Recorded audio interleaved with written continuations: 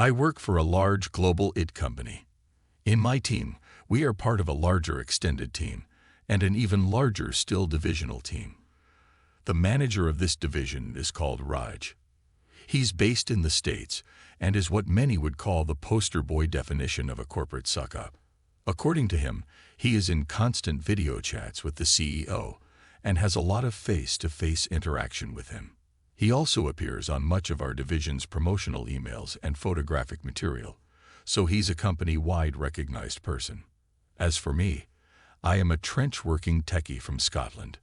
My direct manager is always happy with my performance, and I am somewhat known in our extended team, but not so much in the divisional team.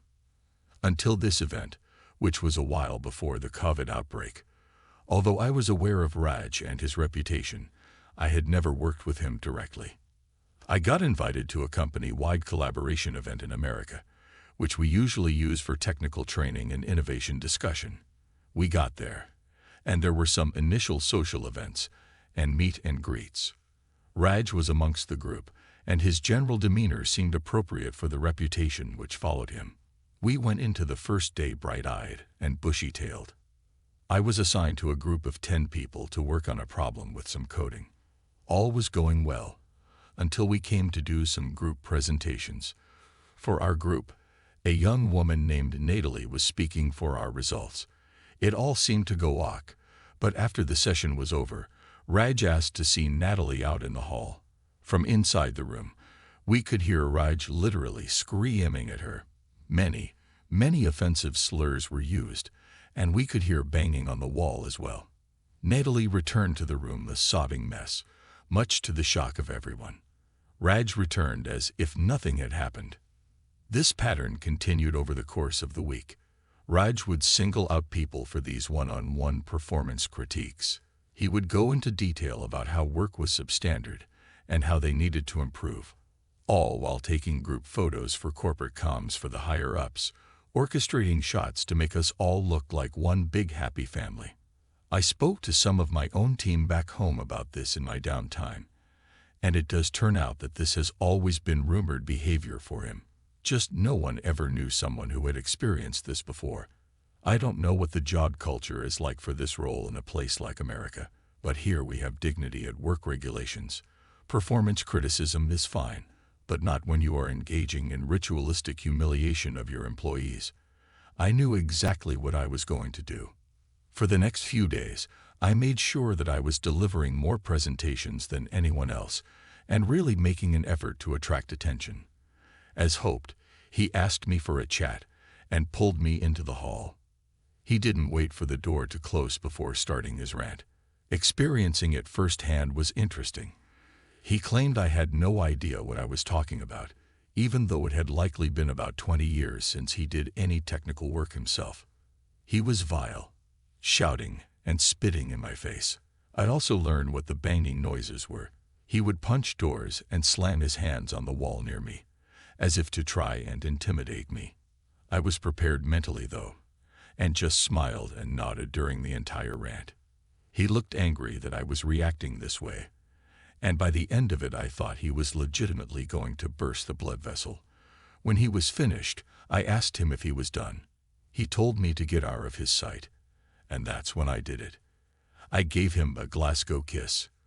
For those unfamiliar, it is a headbutt, and it is not the first headbutt I've delivered in my life. Having been brought up near Glasgow, he collapsed to the floor in shock, holding his nose, which didn't bleed unfortunately, looking up at me. I leaned down, and in my most Glaswegian accent, I whispered to him, "If you ever disrespect me or my colleagues again, I'll kick the utter fuck out of you next time, you cunt." I went back in the room, while he did not. Inevitably, I got the HR call. Raj was in the room as well, and I could see that he had 2 black eyes as a result of the headbutt. I was asked to explain myself, and I told the truth, mostly. I explained about his abusive behavior, but focused specifically on the hand slamming and how it had been intimidating me. It hadn't really, but I massively played up on this aspect of the encounter. I described the headbutt as a reaction when he slammed the wall right next to my head with his hands. I wasn't sure what story he had told them, but I was sent away after this. I ultimately ended up with a disciplinary on my record, but no further consequences. Other team members were interviewed over the next few days, and once the pattern of abuse was established, Raj was terminated from the company. The most satisfying part of this was the day after, when everyone on the course went out for dinner. Natalie insisted that he stand next to her for the division group photograph, black eyes and all. I have to think that photograph contributed to his downfall in some way. Next story. In secondary school, I was tormented by a specific bully. For years, I was beaten up and publicly humiliated on a daily basis. The worst thing he did was beat me up so bad that I got a concussion and broken ribs when I was 14. He never faced consequences in school because his family was rich and he was pretty popular. For context, I live in a pretty small town in England, so everyone knows everyone, including the bully. He left the school when I was 17, and I didn't see him for about a year. Around this time, I got way more popular and started going to parties and making more friends. And annoyingly, he was friends with some of my friends and his GF was at my school, but I managed to avoid him mostly until I finished school. Unfortunately, I saw him a few months later. Me and my friends went to the pub to celebrate our exam results, and he was a complete asshole to me. Started insulting me and mocking me to my friends, saying, "Why do you hang out with me?" Bringing up a bunch of stuff from years ago, and at one point put me in a headlock and told me that my friends only hung out with me out of pity. I wasn't going to take it, but I also wasn't going to get into a punch-up because I didn't want to give him the satisfaction of getting me angry. And right at that moment I overheard the perfect thing. He was bragging to his friends about the house party he was having and saying about all the drugs he was going to take to the party, and said he had it all in his car. It wasn't just a bit of weed either. If I remember correctly, he said he had 13 bags of coke, about 30 pills of midma, and 7 or 8 grams of ketamine. And then I knew what I would do for my revenge on the guy. As he was leaving, I followed him to his car and took a photo of his number plate. Then after he was driving off, I walked off and called the police. I knew they needed something more than hearsay to stop the car, especially because I didn't want to be traced back to it. So I told the police I saw my bully snorting a white powder in the pub toilets. This was a complete fabrication. And then get into the driver's side of the car. I then provided them with the license plate of the car and told them the direction they were heading in. I honestly didn't think they were going to stop him, or maybe they would ask him questions later and ruin his party, but the driving on drugs allegation, plus the fact he had been arrested for minor possession before, which I didn't know at the time, was enough for the police to take it seriously and stop and search his car, which they found all the drugs he was transporting to his party, and he got arrested for it. The consequences of his arrest meant he lost out on his university place. His rich parents had enough of his behavior, so kicked him out and cut him off from their funds. And a rumor I heard was that in turn for a lower sentence, my bully ratted out his supplier, which resulted in him getting stabbed multiple times, and as a consequence of that, now has to wear a colostomy bag, and that plus his criminal record means he is currently unemployed. Next story. To clear up any confusion that might come up, you have to know that I am a bisexual man. I love sharing this story because I'm still proud of it. A few years ago, my ex-girlfriend cheated on me with another guy. She then had the audacity to tell me that if I was a grown-up that I could deal with it, and that she hopes we can still be friends, but she lost any feelings for me, and is fully in love with this new guy now. If she hadn't said that, I probably wouldn't have made this plan. But now I had to teach her a valuable lesson.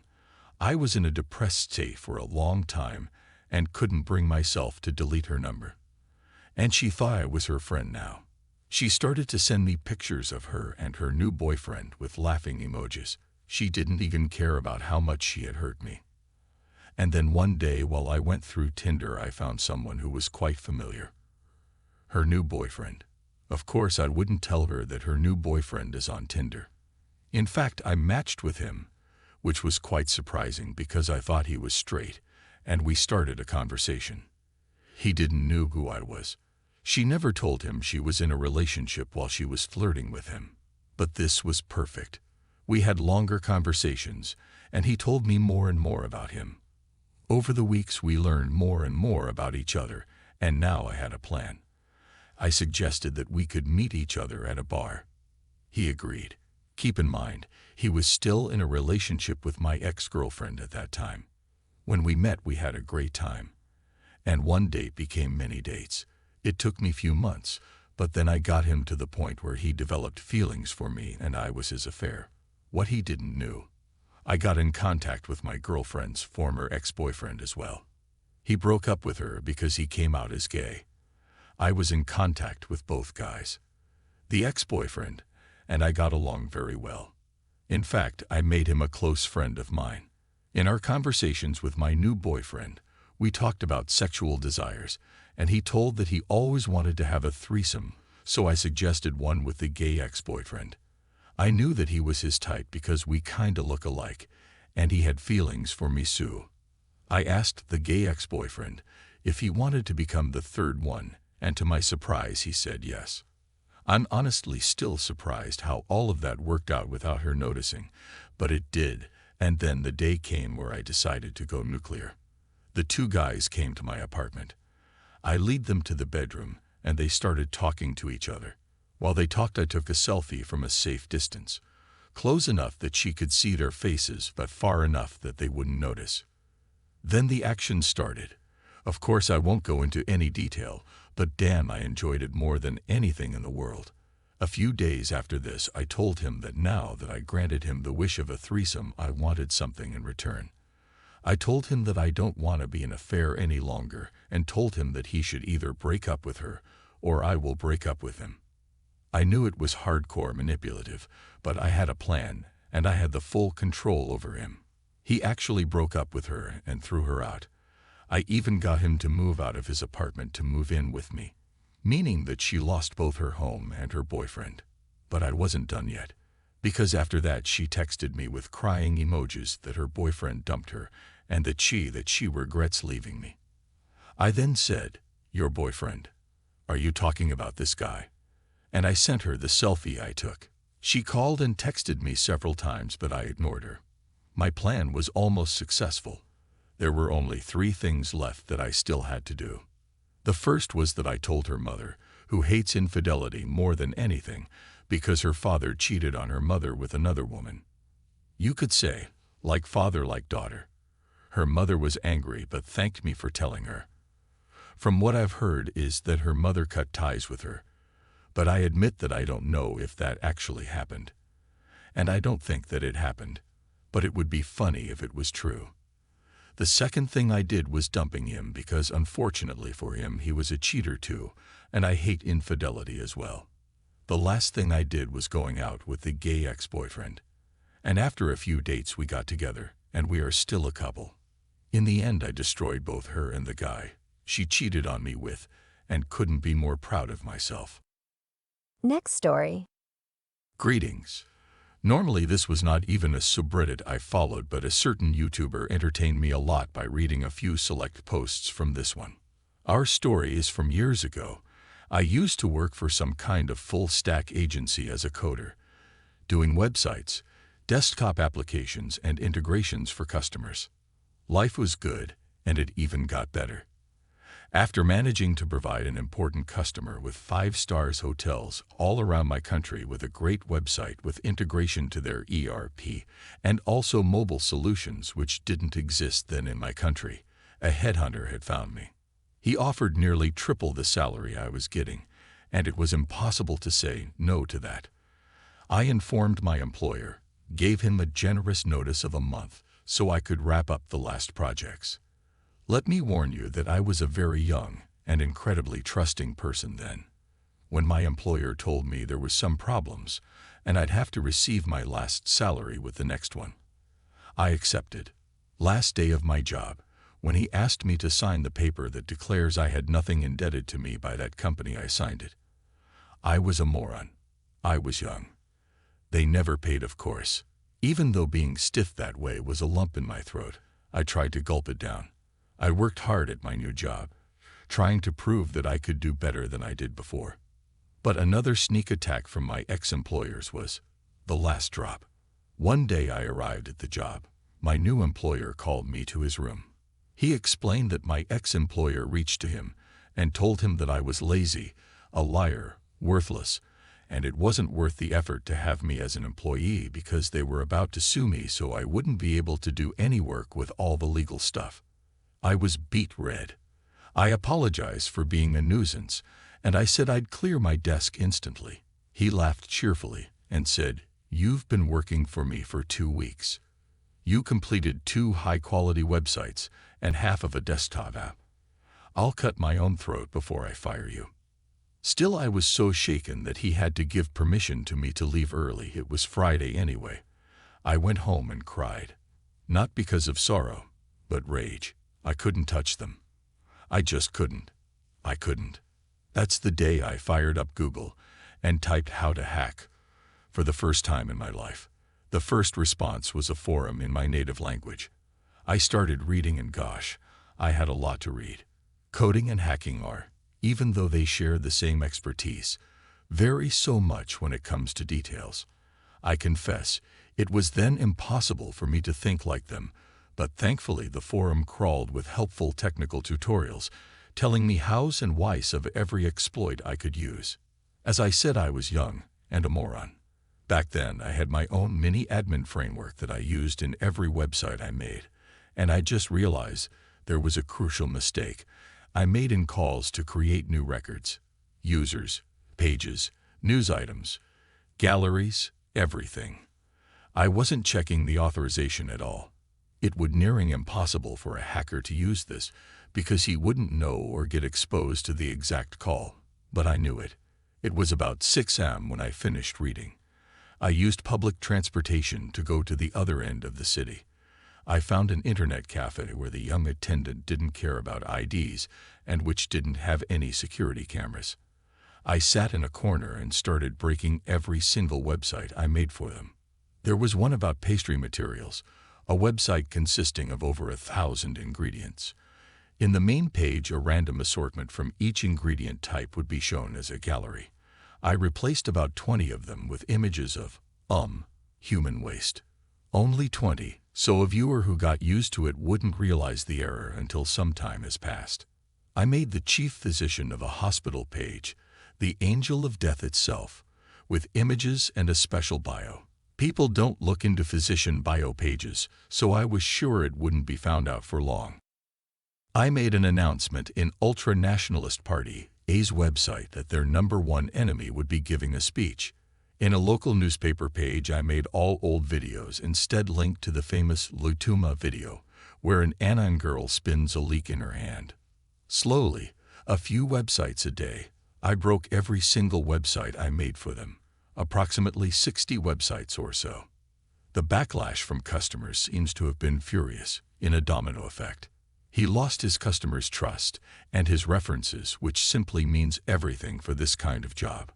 Once the proud owner of one of the best agents in the region now tries to work in a tiny office making a living doing third-rate websites with his meager skill. Even though I never met him during this period, one of my friends was working under him until the last moment. I loved listening to his struggle to find out how I did it. They knew I did it, they just had no way of proving it, while losing more and more customers every day from my friend. I don't know if this suits the phrase nuclear, but at least the cold satisfaction I get whenever I walk past his tiny office these days may be considered nuclear.